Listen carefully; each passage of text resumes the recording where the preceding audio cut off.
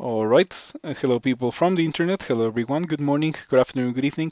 The time has come for me to make another non-gameplay video. Today I'm gonna be talking about The Shining One to conclude the trilogy of the Good Gods. I just finished recording the scene and leaving on video, so here we are with The Shining One. Followers of The Shining One are bound to the code of the Honorable Warrior, soldiers in the God's eternal crusade against evil. For forsaking dark magic and underhanded tactics, this means stabbing, the Shining One rewards them and their allies with the power they need to slay demons and the undead. Especially devout warriors can even call upon angels in times of need. The Shining One's followers can convert to Oblivion or sin while keeping some piety. So yeah, I like the Shining One. From all the three good gods, the Shining One is by a mile the one I like the most, and by a mile the only or the one that I will worship most frequently. Um, I think that the Shining One's Halo is a really strong ability. Gives you you radiate a small righteous area, and others within are easier to hit. Others within it are easier to hit. This gives you accuracy. Accuracy is such an important part of Crawl. How often do you try to kill something only for it to dodge 17 times and kill you from full HP while almost dead? Um, Probably not very often, because you should do stuff before you die to an almost dead monster, especially if you have that much time. But it certainly is frustrating to have to do stuff at all just because you got really, really unlucky too many times in a row and the monster just dodged everything. This makes it even less likely for such a thing to happen, which is really nice. It also reveals invisible monsters. So the Shining One's Halo gives you permanent see invisible. For the monsters that are closer to you, the more piety, the more range, up until the point where it literally covers the entirety of the screen. So it's nice. Extra accuracy is also nice. It nukes your stealth, by the way, so you cannot really be stealthy and stabby with the Shining One. But considering how I am 9 Settler, and that's not something that I personally do with my characters, I don't really consider that to be a downside. If you like stabbing and stealth, it might not be to your liking, the Shining One, but I personally do enjoy quite a lot going the Shining One. Um, the Shining One occasionally guards your life. Already talked about this in the other two good gods. Do not rely on this. Play as if this does not exist and be glad if it saved your life. Do not try to maximize your usage of that because it's just gonna get you killed. Prevents you from stabbing unaware foes. We've already talked about this. You cannot stab under the Shining One. And even if you could, you still wouldn't be able to because of the halo. Shining One partially shields you from negative energy. Yep. With the Shining One piety gain, you get resistance to negative up until the point where you get 3 pips of resistance to negative. Which is really nice. This plus a statue form or being a gargoyle means that you take very little damage from torment. You can fight while ignoring torment monsters, as long as there's nothing really scary like a damnation monster supporting the torment monster. Um, so yeah, makes it so that torment monsters barely deal damage to you. It's super nice. If you have statue form or are a gargoyle. If you don't have those, torment will hurt, but it will not be as damaging as you are accustomed to. You're ready to, yeah, the Halo, I've already talked about the Halo. You and your allies can gain power from killing the unholy and evil. This is like Maklev's healing, which I haven't talked about, but I will talk in Maklev video. So pretty much what it means is that if you kill an unholy or evil monster, this means heretical priests or demons or skeletons or undead in general, the Shining One has a chance to give you HP and give you mana. So it's like Maklev plus Behemoth combined. Pretty strong ability. Definitely very noticeable when you're going to Extended, the land where everything and everyone is unholy and evil. Really strong for that point in the game. It also can come into play in a normal game, in a normal 3-rune game, but it's not going to be as frequent as it would be for Extended. You can call upon the Shining One for a Divine Shield. The Divine Shield ability is something that I've barely used when I go the Shining One. I suspect that I'm gonna be using it more because shields are really good nowadays. Um, so it just makes a shield. It just gives you shield stat. It is a magical weird shield, so you don't really need to have a shield on or even a hand free in order to be able to use this ability. So if you for some reason have shield ability and you abandon your usage of shields for a two-handed weapon, you can make use of that shield skill training by using this ability. It's nice. Um,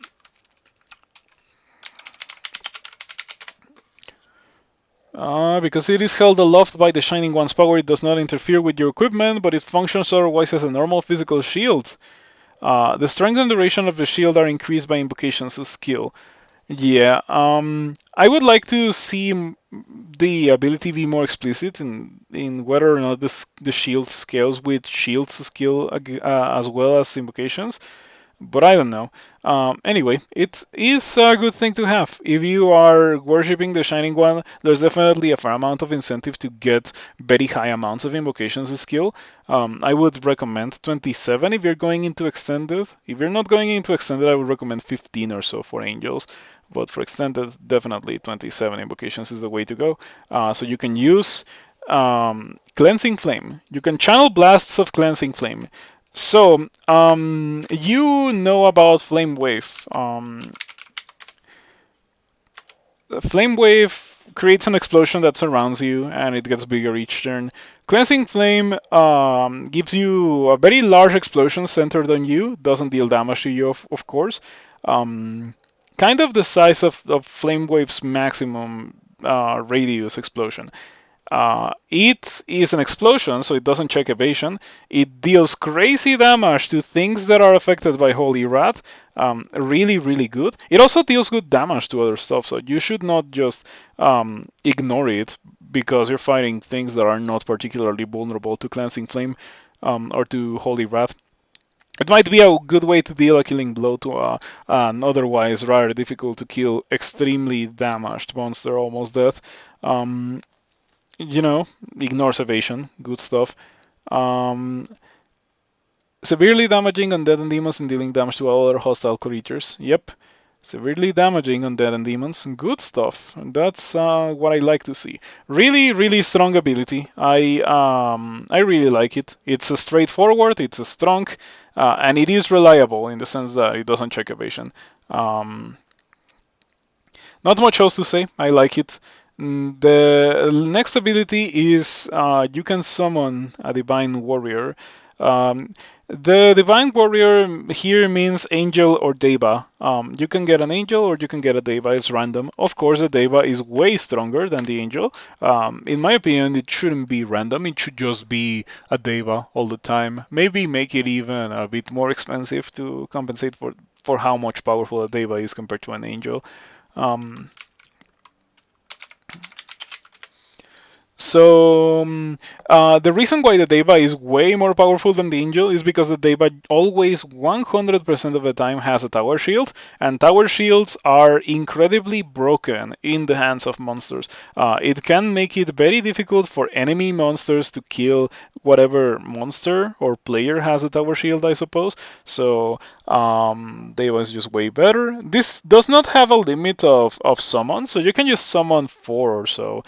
They also hang around for quite a while because Glory in Battle may lead the Shining One to bless them with an even longer stay. So if you're going into the level of a Panlord, like, I don't know, Serebov, let's say, you can potentially immediately upon entering the level just like summon 3 or 4 of these, and they will hang around with you for quite a while. Maybe even make it so that you'd accidentally eat a Firestorm from off screen from Serebov, because that kind of thing can happen. It's probably not very funny if you're not ready, but it is otherwise a very good ability. It also works against, things that are not necessarily demons, because at the end of the day, angels and devas are pretty decent allies to have. I consider them to be significantly more powerful than berserkers. The other day I was playing a Trog character that is not gonna go to YouTube, and I was just talking about how I didn't really like Brothers in Arms. because I consider it to be very underpowered for the point in the game that you get it compared to other gods' abilities. Um, well, actually, the character might go to YouTube. It didn't end in a win, but it ended in a very spectacular way, if it's the character that I'm thinking of. So yeah. Anyway, the Shining One will bless your weapon with Holy Wrath once.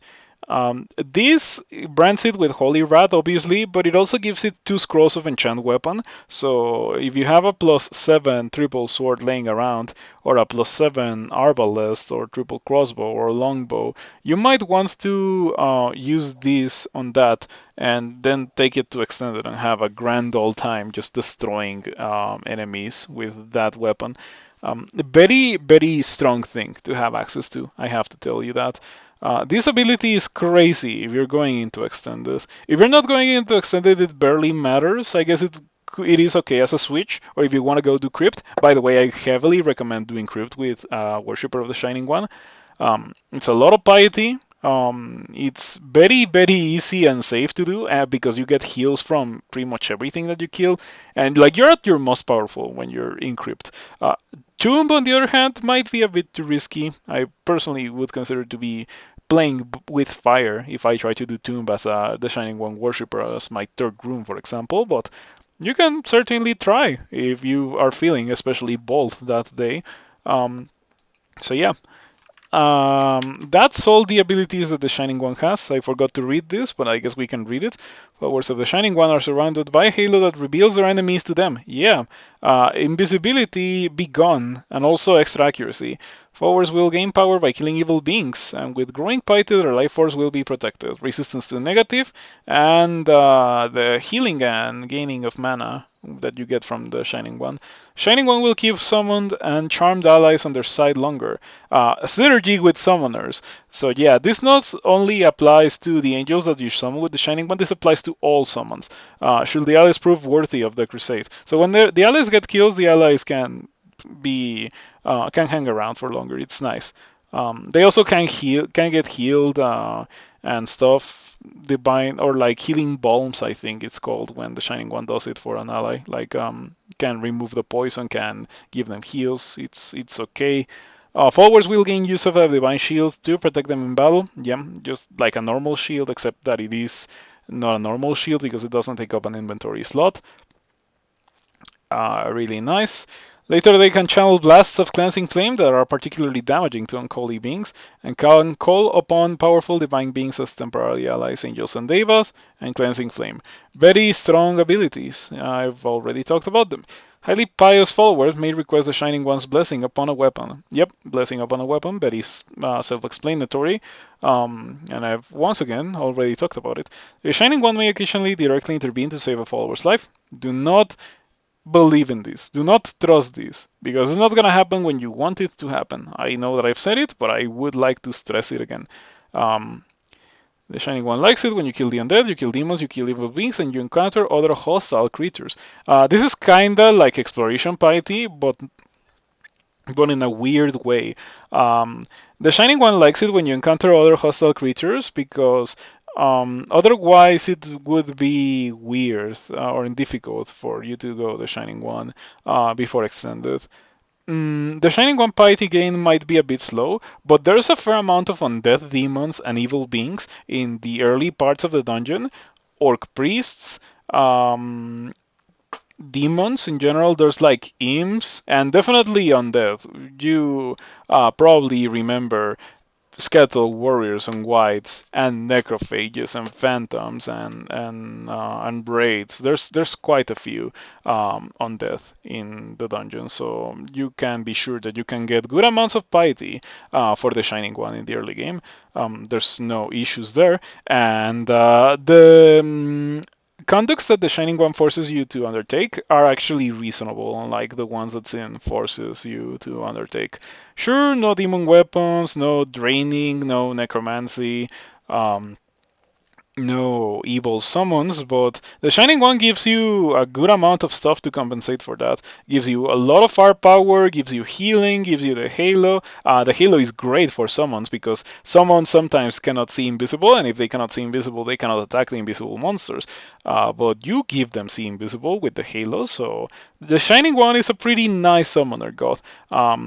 Just grab one or two good summons that you like and just cast them every combat, and they will be significantly more effective thanks to you being a worshipper of the Shining One. And even if you don't want to pick up summons yourself, you eventually get angels, so you can grab a couple of angels and use them in a moment of need. It's really nice. Wrath, well, goes without saying, but even more irrelevant than your average god Wrath. But anyway, the Shining One's Wrath is straightforward and unmistakable. His victims find themselves mowed with holy fire and beset with holy warriors. So, yep. Holy version of Trog or Okawaru's wraths. Sinners will be silenced, and the Shining One will also shout to alert the victim's foes. Silence is extremely nasty, you know? Being able to read scrolls and cast spells is a nice way to not die. So yeah, maybe don't abandon the Shining One. The Shining One only gets mad at you for abandoning and going Kiku, Jret Maklev, Lugonu, Beog, and Dith Menos, as I've already said in the other Good God overviews. So it is difficult to actually get to the point where the Shining One is doing these things to you. And if you get to that point, you're probably dead. Yeah, you're probably gonna get killed by these effects because they're really strong. Um, so yeah, try to make it so that you are not put in this position. I guess that's all that I can say. And that's it. Okay, that's it. I really like the Shining One. Of all the three good gods, it's by far my most favorite. The one that I'm most likely to play in a normal run, and the one that I do recommend to people. I recommend it for normal runs. Just go the Shining One. See Invisible. It's pretty nice. Accuracy is nice. Cleansing Flame and the Shield are nice. The heal and mana on kills of evil things are nice. You get a lot. I personally don't feel like I'm handicapping myself when I go the Shining One. That's why I really like it. It's not a feeling that I get from Zin. And with Elibilon, it's more complicated. I feel like Elibilon requires you to invest a lot in invocations for her to be really, really good. But sure, worshippers of Elibilon can also get really strong with good enough invocations. Yeah, those were the good gods. I hope that you enjoyed my overviews of the good gods. The next one is gonna be Fedas, but I'm not gonna do it immediately. My throat is feeling kind of sore after talking for so long. I hope that you enjoyed this content, and I would like to hear more from you in the comments. I would appreciate it a lot. And thank you to my supporters on Patreon, Anthony Emergence, Blink and Die, Dilos Ball, Inon, Grafophilia, and Fede. I appreciate your continued support. Thank you for everything. And yeah, I hope that you still enjoy what I do.